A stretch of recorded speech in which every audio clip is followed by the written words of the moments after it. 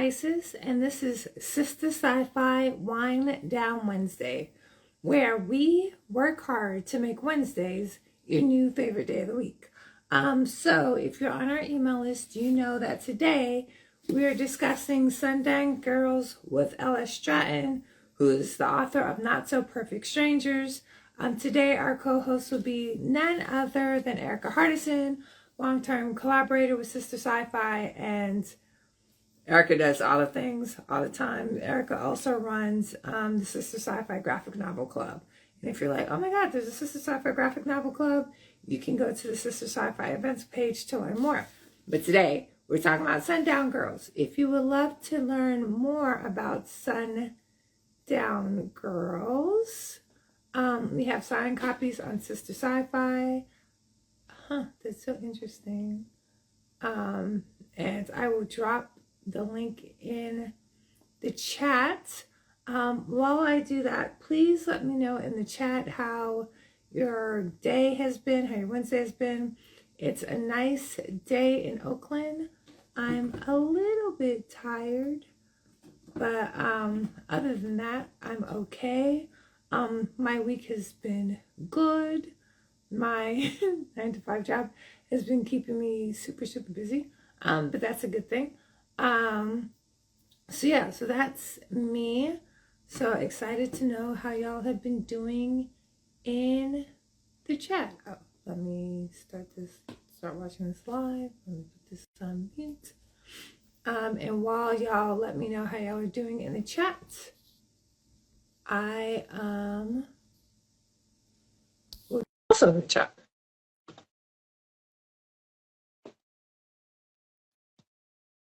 Okay. Hey Erika, how are you? Hey, I got my book. Yay, same here. Awesome. I see L.S Stratton. Yay, the gang's all here. Hello. Let me reorient this so you can Super. Is that better? Much better. That is terrific. Hey, Hi. how are Can you guys you? hear me okay? Yes. Yes, I can hear you Okay, perfectly. I'm great. Yay.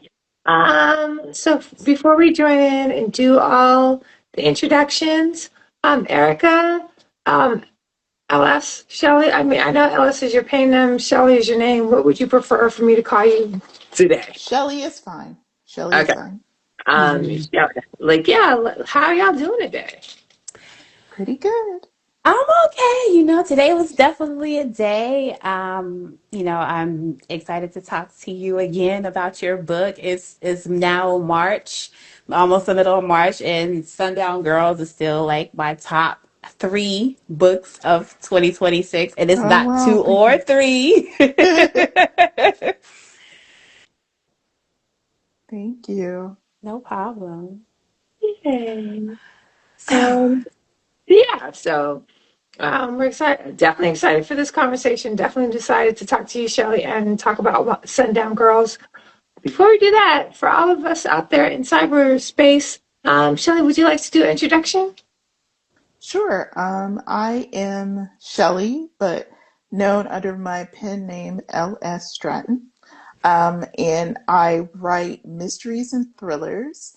And I'm the author of The Sundown Girls, which is my first young adult novel.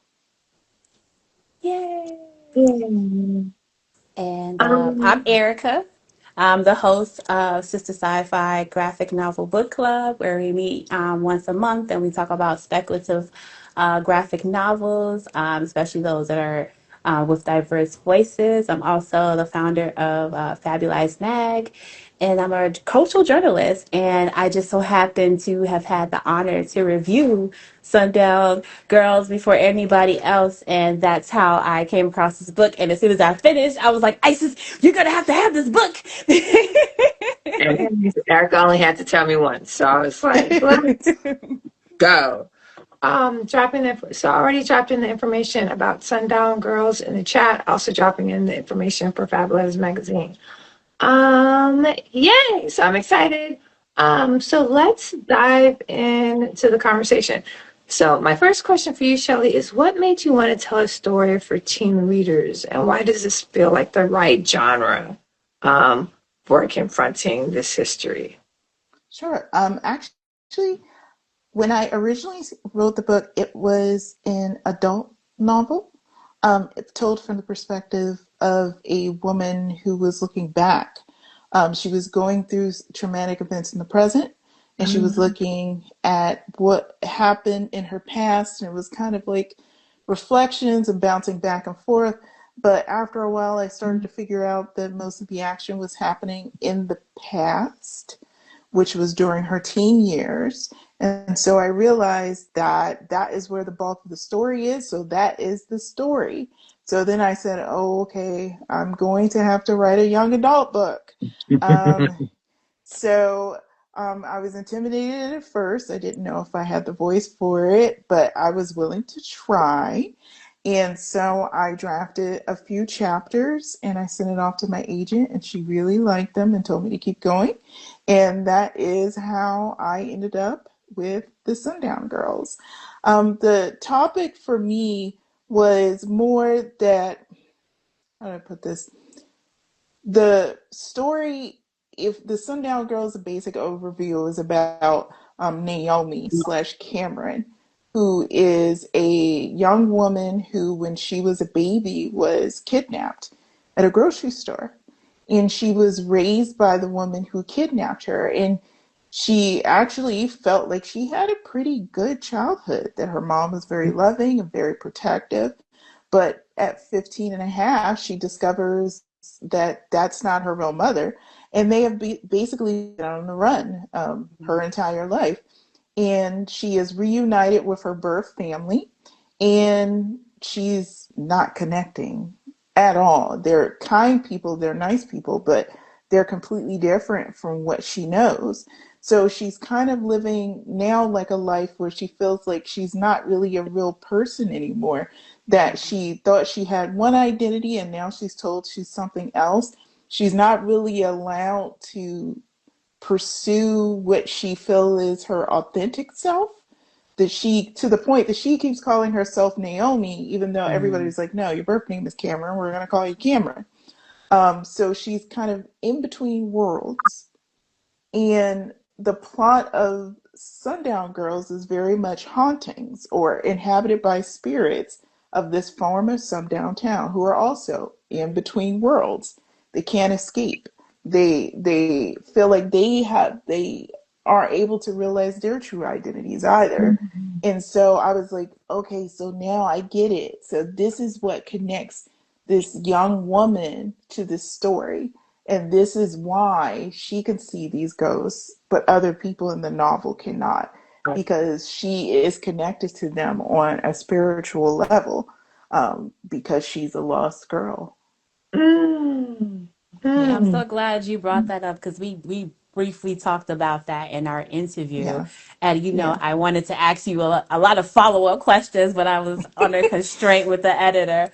But that actually gives me segue into this. So we know that you have a crime reporting background and Hmm. as a news writer. And as a journalist, like I see a lot of wild stories on a day-to-day basis. So how Hmm. often are you, ingesting the news and like what ticks you to say, you know what, this will be a great plot point, or this will be a great character in a new novel? Like, how do you figure what stories in the news can make a good story for you and those that Hmm. don't?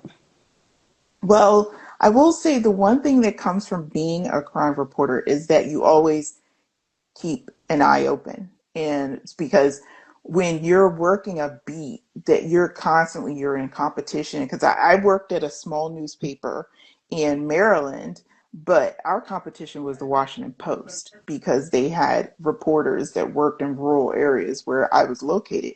So I was constantly trying to find news that the Washington Post had not stumbled upon yet, or the broadcast local stations hadn't. So you're talking to people, you're reading about things, and you're basically, the antenna's always up.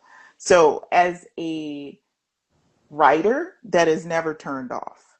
I use that same skill set, that I'm open to anything. And for me, it's not even like literally repeating a story. It's like, oh, this woman was murdered at this place. That would make a great story. It could be like, oh, that element is really interesting. And maybe if I did this with that element and made it this, I think it would really be like kick it into high gear and be a dynamic thriller or mystery. And so that's what I'm doing constantly, that even a Lifetime movie, a local story, even a clip that I'll see on Instagram, that I'm like, I don't know if I would repeat that plot specifically, but I do think there's a nugget there that could be really good for a longer story. So that's what I do as a writer. That's the skills.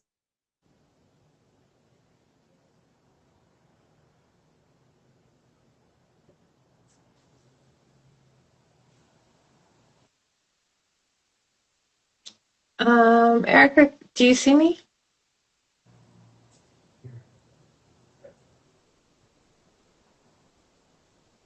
Erika, can you hear me? I can hear you now. Okay. Can you hear Shelly? No, it's she's going in a circle.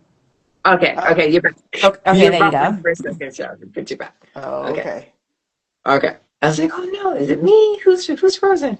Um, yeah, and I love that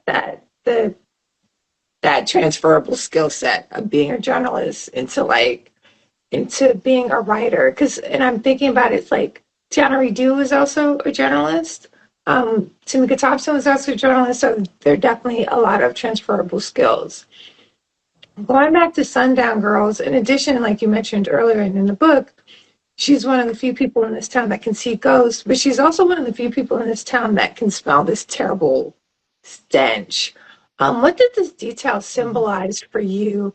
And what about, was it the memory, the danger, the racial history, the burden of being the one person that could sense this, that other people refuse to acknowledge, that the stench kind of held for you in some young girl? Yeah. The stench smell was actually a detail that I added towards the last thing that would give a sense of foreboding, that before things start happening, you can sense that something is off. And for me, there the sensory details of a story are really important. It could be a sound, like in addition to the stench, she in her dream she keeps hearing a bell tolling, and when she sees the ghost, she hears that noise. That it's um and the idea of, I guess, during in the past when there were lynchings and burnings, it wasn't just a visual for those people, that experience. To me, it would be not just the what you're seeing, it's what you're hearing, it's what you're smelling at a distance. And that is the thing that I would believe that would cause people to have fear, that they don't literally have to be present at the lynching, but they know from that smell at a distance what is happening. And Right. so she's having that same like fear or visceral thing of like, I can't see the death, but I can smell it. That tells me that danger is near and something is off. And And so I for and I me, like how you had the yeah, grandmother kind of confirm that, yeah, that you're not making this up. I can smell it too. exactly. And she's like, I've smelled it my whole life. That and so for her, that I wanted the grandmother to be like, I always I always love the kind of spiritual figures in the stories, the ones that help take it from that validate the otherworldliness. They're the mini shamans, the real life shamans, and I kind of feel like the grandmother played that role in this story. That it's obvious that she's gifted with hmm something. hmm Um, I don't go into detail about it, but she can sense things that other people can't sense, and she can do things that other people can't do. but it's her spiritual openness to it that, much like the experiences that Naomi has had, that has left her spiritually open to being able to see the ghosts and have the smell and hear the bell. The grandmother has had experiences that allow her to do that as well. Mm. Mhm.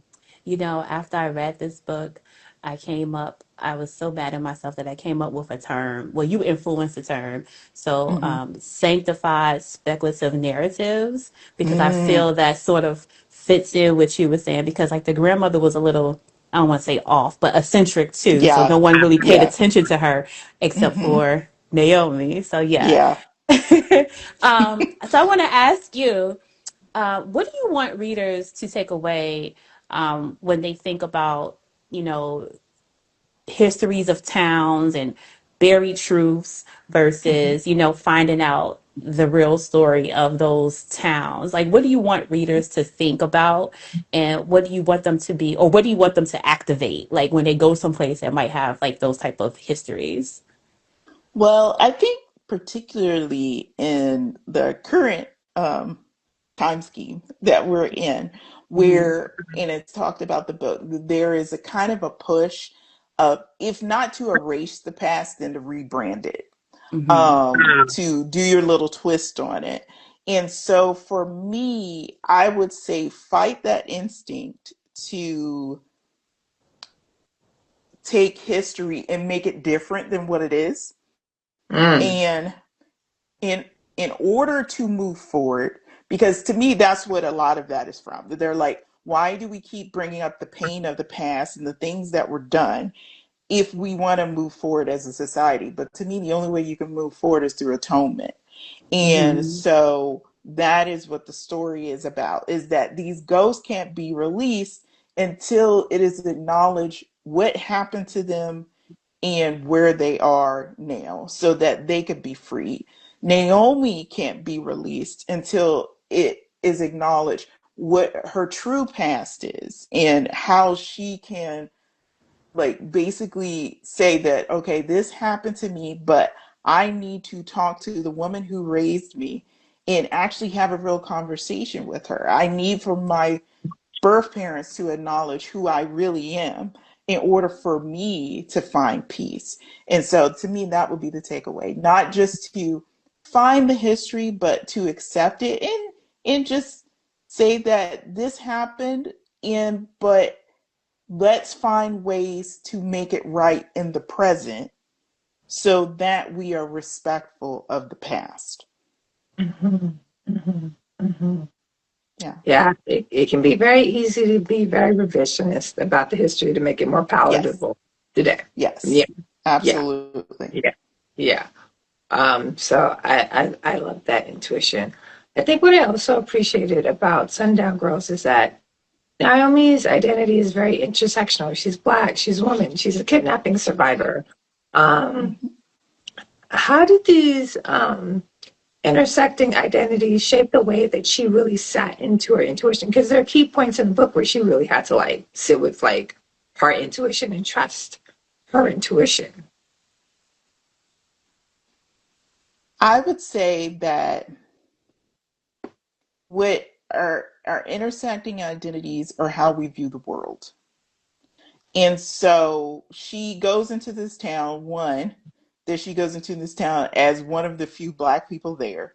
So she's already hypersensitive to things that are going on. Mm-hmm. Her identity as a girl, and particularly a missing girl, that when she sees the flyer when she first comes into town, everyone else walks past and kind of ignores it, and she immediately notices it, and also notice what happens right after she sees the flyer. Hmm. So these identities, again, it affects how she sees things and how she sees the version of the story that other people can't, which is very important, that to me, as a storyteller, and as a Black woman, that I know how I tell a story is largely affected with how I navigate the world.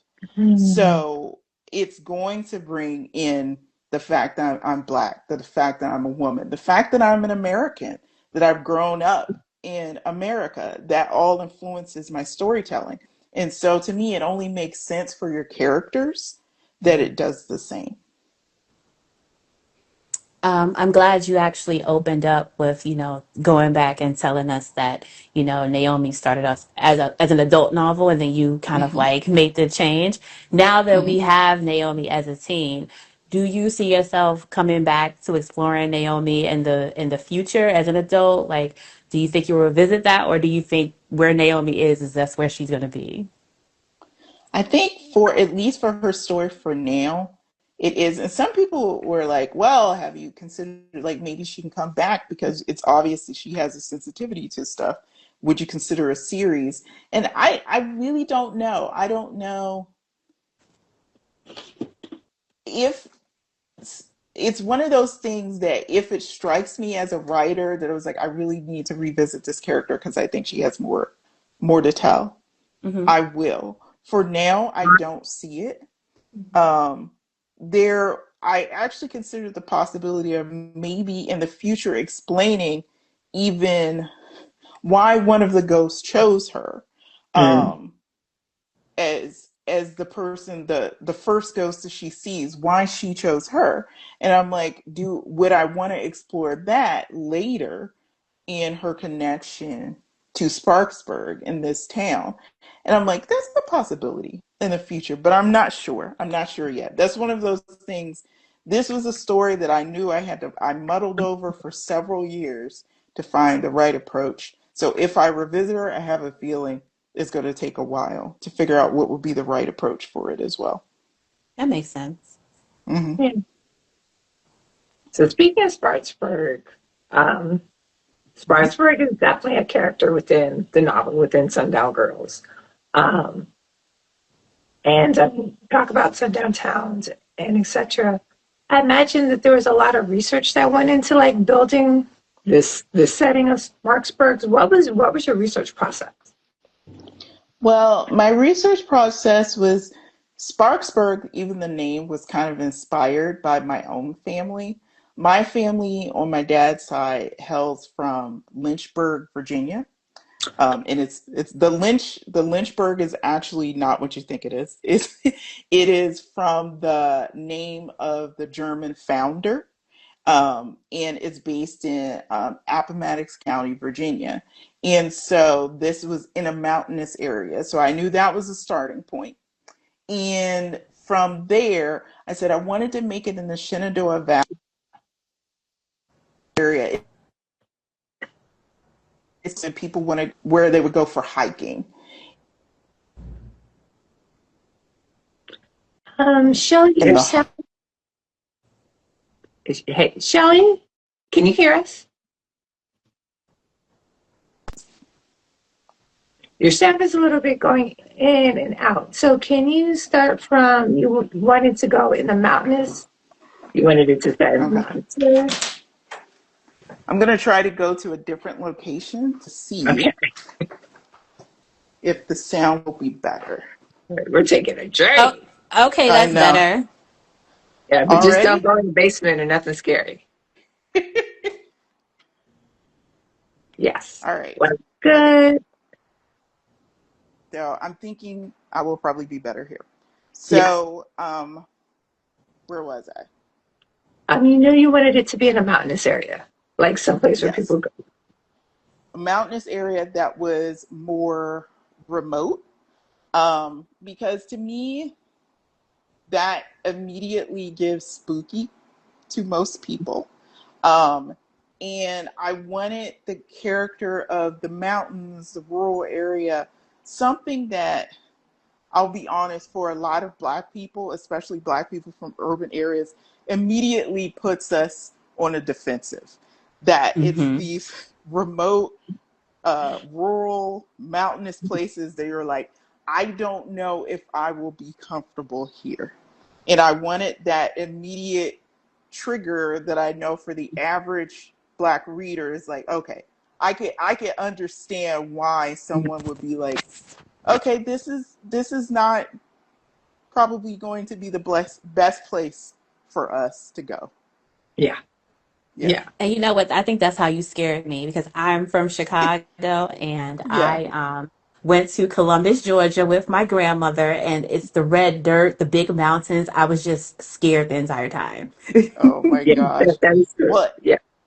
and I think it's not even just the mountains, it's also the wide open space that when Hmm. you're coming from an urban or suburban place and you're used to everyone being close together, that vast openness leaves the possibilities for anything, that Yeah. anything unseen.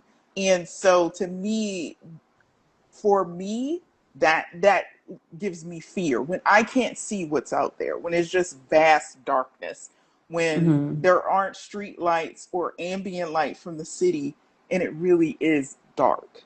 And so Yeah. I was like, yes, I think the average the average person will immediately get why this would be a horror novel. Hmm. Agreed. Yeah. And I mean, it was the remoteness, the lack of, it was all the like the trees. Anyway. So yeah. Um, um, So yeah, so Naomi is part of the larger story of missing Black girls, right? Mm-hmm. Um, since you invoked this theme into your book, there's a different conversation about missing Black girls versus missing other girls. And Mm-hmm. how did you want to present that in your book? And how do you want readers to now behave when they hear about missing Black girls? Well, I think by and large, from what I understand, when I did research regarding missing Black girls, and I did it for another novel I did years ago, is that most of them remain missing because it's assumed that they did it because they wanted to leave. Hmm. Um, they left by their own volition, or they were girls in trouble that something was going to happen to them anyway. So it's very dismissed. In the case of Naomi, she did have police initially investigating that she was missing, but over time, the family even admits they had pretty much accepted that she was gone, and they were never going to see her again. Hmm. So she is one of the few rare Black girls who was reunited with her family. Um, so for me, a story like this just shows that the possibilities are there. Don't be dismissive. The stories of all of these girls can be complicated, just like with any other missing victims, Hmm. and that their disappearance is just as important as everybody else's. mhm, mhm, mhm, mhm, mhm. Um, I love that response.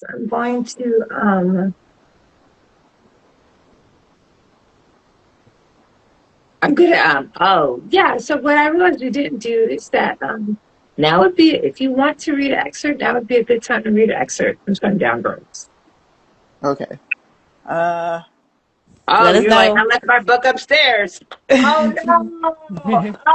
I Ah. went to a different location so that the Wi-Fi service would be better. I can't hear me.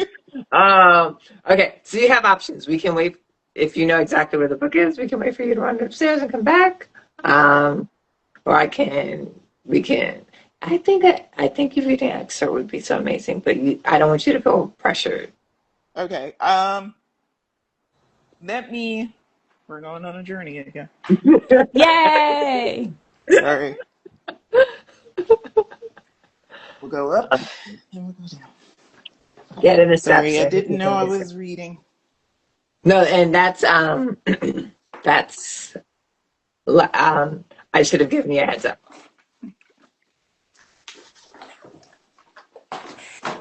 I wanted to know, Shelley, the last time I asked you if you believe your book falls into the, splatterpunk. Have you thought about it? And do you have the same answer? I still have the same answer because I understand that like it's supposed to be, I guess, like kind of a slasher that's used as like a fill-in for like a social commentary. Mm-hmm. But for me, it wasn't that slasher. That it was kind of gentle as so far as a horror novel. But that's just my personal taste, I guess. I would say definitely the last arc is definitely more slasher. That is true. That is true. So I That is mean, true. And some people were like, "Oh, I wish she had stayed there longer." And I was like, "Okay, yeah, that's That was good for me. exactly the most morbid part." Okay, okay. This part will probably fall into splatterpunk. The opening chapter. So I'll read this if that's okay. All right, Yes. chapter one. They'd sat in the dark for so long that Naomi lost track of how long it had been. It was pitch black down here, so black that she couldn't even see her own hand inches from her face. She couldn't see the other girls either, though she knew they were here. The two girls that were living, and the silent girl who was always watching. Naomi could hear the others, a soft whimper, shuffling footsteps, and the clink of metal, the chanting whisper of, I want to go home, I want to go home, I just want to go home. Shut up, one whispered. No one's going anywhere. We're never leaving. Don't you get it? Naomi could smell the others too. It was an overwhelming stench that permeated the hot basement or cellar or whatever room this was, which seemed both stifling, claustrophobic, and mind-numbingly vast. The smell was an acrid mix of armpits that had gone way too long without antiperspirant, sweat, a used overflow toilet, menstrual blood, and desperation. She hadn't known before that desperation had a smell, but it radiated off her skin in invisible waves. Then suddenly, there was a bang of a door opening and a shaft of light. It came from above through floorboards. Naomi winced at its brightness and held up her hand again, this time to shield her eyes. She could finally see a little. One of the girls was a year or so younger than herself. She was partially illuminated by the tiny spotlight now. It showed her matted dark hair, a dirty swollen pale cheek, and terrified brown eyes. Naomi instantly recognized her, though she looked different down here. She was relieved to finally spot a familiar face. Naomi opened her mouth to call out to her, but stopped short when she heard thudding footsteps over their heads and the slight groan of wood under heavy weight. The girl started to whimper, no, no, no, no, before letting out a sob. This time, no one told her to shut up. He'd been gone for so long, but now he was back. The big bad wolf had returned home to feast on his little pigs. He was coming for one of them, and Naomi suspected it was her. So this how it would end. Naomi had lived most of her life as a missing girl without even realizing it. As fate would have it, she would die as a missing girl too. The shaft of light flickered as the thudding footsteps finally stopped. Naomi held her breath. The muscles in her body tensed as she waited. She could feel bile rising in the back of her throat. No, no, no, no, no, no, the brown-eyed girl screamed over and over again as the trapdoor overhead was thrown open.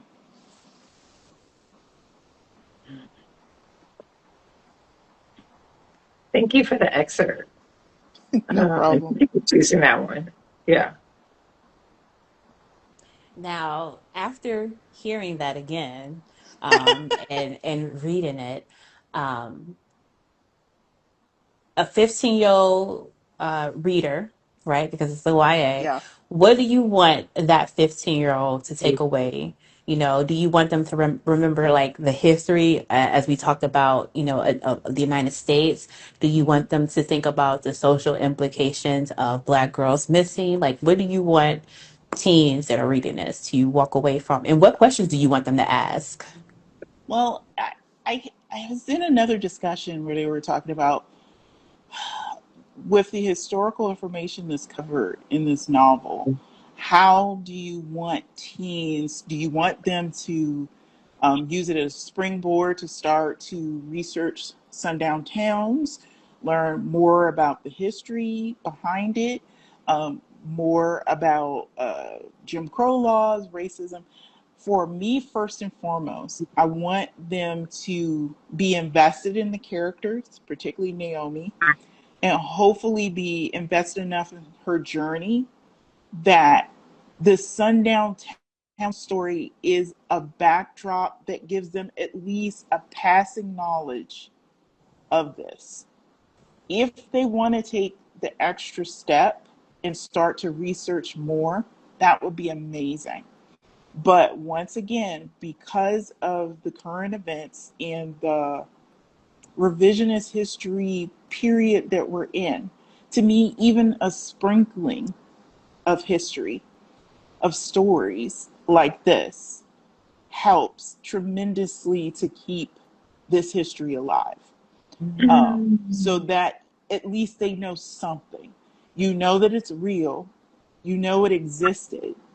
I based it on in the author's note at the end, and I talk about the different stories that I based this on, that I didn't come up with it out of nowhere. So the information is available. If they wish to take the extra step, it's there. But for me, I'm like, at least you know, because there are forces right now that are going to great lengths to make sure that you don't. And I love how the characters in Sparksburg sort of act like uh, the people that we see in this Yes. political climate, right? Like Yeah. there's like, oh, we're colorblind. Don't worry Yeah, about it. Everything is exactly. fine here. Yeah, we love you here. We want you to stay. And there's this insidious underbelly to it, that it's that even those characters, they are putting up this facade, like literally a paper mache facade for their July the 4th celebration, when all of this stuff is going on in the background in their town, that girls are disappearing and things are happening and the ghosts are haunting, and they're like, no, let's do fireworks because this is a wonderful event. Let's celebrate it. And so to me, it's like, you can do that, but you still have to acknowledge what really happened at the same Mhm. time. That American history is a very complex, often dark history. Mhm. And you can't just acknowledge the good things and not acknowledge all the many bad things that led up to it. Mhm. So for me, like I said, even if the kids are just like, hey, I heard about this thing called the Sundown Town. That's cool. Moving on. It's like, at least you got that takeaway. I'm happy with that. If you take extra steps, even better. Yeah. Yeah. For those of y'all who are just joining, we are Erika and I are in conversation with L.S Stratton. We're discussing their latest novel, Sundown Girls. If you're like, oh my God, this conversation is the best thing since sliced bread, because yes, honey, it is. You can follow Shelley, Fab Lives Magazine, or Sistah Sci-Fi by clicking this arrow right here. And if you want to learn more about Sundown Girls, I just dropped the link with more information in the chat. Okay, so this is the last official question before we move into my second favorite part of the live. My first favorite Okay. part of the live is everything we've been doing thus far. Um, Okay. so the last official question is like, what are you, it's a twofer. What are you working on right now, and what are you watching, reading, and or listening to? Okay. What I'm working on right now is that I am knee deep in edits for an adult mystery that I've been working on. It's called Good Morning Love, and it's actually dual timeline. And if you read my other L.S Stratton stories, you know that I love me a good dual timeline story. And partially set in the present and partially set in college. Hmm. So it explores the story of a woman who is engaged, and she is still dealing with the memories of her first engagement because her fiance committed suicide and she never really understood why. Mm. And when her second fiance shows up dead, she starts to connect the dots and realize why all of this is happening and that she's in danger. And it goes back to things that happen in college. It explores sexual assault. It explores the rise of the manosphere, the Me Too movement. And so I'm trying to pull all those themes together and do it in a cohesive way, and I'm struggling right now. But that's We the believe in joy. you. You Yeah, got thank this. you, thank you. I'm glad you do, because I'm But struggling through you, this editing process. yeah, you made it to Um, edit, so yeah, exactly. you're making progress. Um, the other thing that I'm doing is that um, I try to read, but when I'm under deadline, I am miss audiobook. So right now I'm listening to Dead First by Johnny Compton, Okay. and I'm trying to watch on Hulu Paradise with Oh my Sterling God, K. Brown. Hmm. Paradise is so good. It is one of those things that I'm like, you're gonna have to pay attention to this. This cannot be Yes. something that goes on in the background. So No, I no, keep no. having to rewind episodes because I'm like, I'm sure I missed something. And so I've been trying to watch this over and over and over again. I'm on episode 2, and I have a feeling I'm going to have to rewind it again to see what I Yeah. missed. But that's what I'm focused on right now. Okay. Yay. Yeah, Awesome, awesome, awesome. yeah. Um, okay.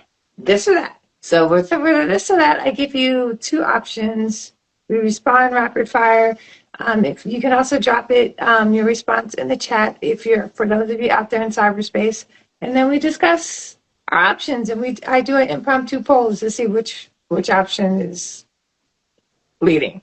Um, yeah, and okay. And for this set, I don't have to give the disclaimer. Okay, so for Okay. the first question, trust your instinct or trust the adults? Mm,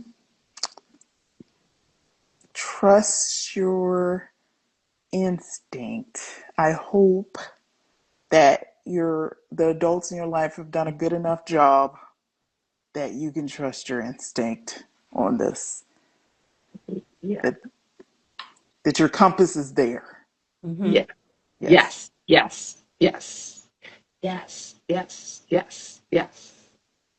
Yeah. Um, okay.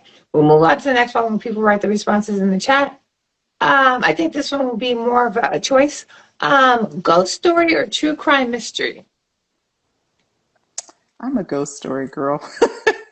Oh. I have a ghost story, even though I write mystery thrillers since I was younger. My dad, I said I became a writer. I started two prongs. My mom was a big romance writer, and my dad was a big horror reader. So throughout my Mm. childhood, there were romance novels and Stephen King novels throughout our house. So I grew up on ghost stories, but I just started to transition to it. But I love me a good ghost story. So yeah. Okay. Okay. And so we're seeing some answers drop in the chat. So Shani says instinct, no explanation, instinct. So instinct is winning on that question, which I expected it to be. And it Hmm. seems like we have a toss up. So Kelly, you said ghost story. Marcy says true crime. I Mm-hmm. think I love a good legal drama, but I think I'm a ghost story girly. Yeah. Yeah. Um, what about you, Erica?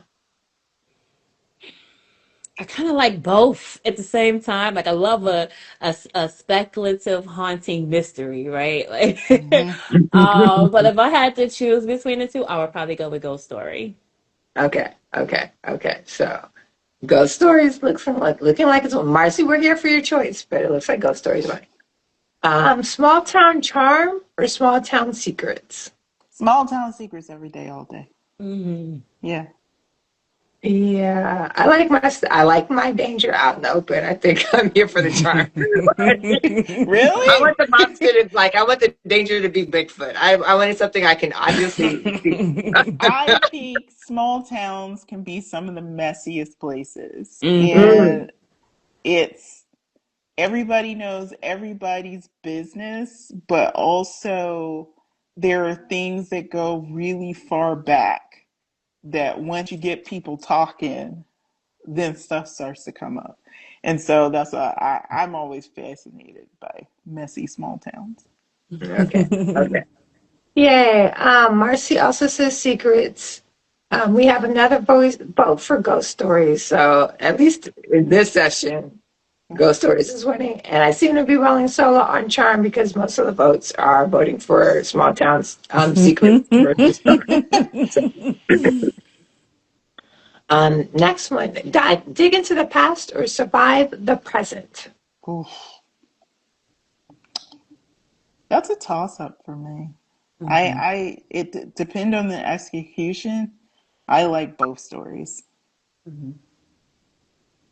Yeah. Next and last, this or that question. Speak up immediately, investigate quietly first. I say investigate quietly first. I'm the type of person I need to come armed with information. And I will say, I'm gonna be honest. To me, as a Black woman, you have to come prepared. So I'm like, if you just start popping off at the mouth and you don't know what you're talking about, that it was like the instinct I think for most people would be to dismiss you anyway. But if you come armed with information, it was like, no, I have this and I have this and I have this and this is all the evidence that I'm presenting, and you have to refute it if you're going to shut me down. I I would much rather like quietly investigate first before I speak up. Yeah. I'm on path quietly investigate too. Yeah.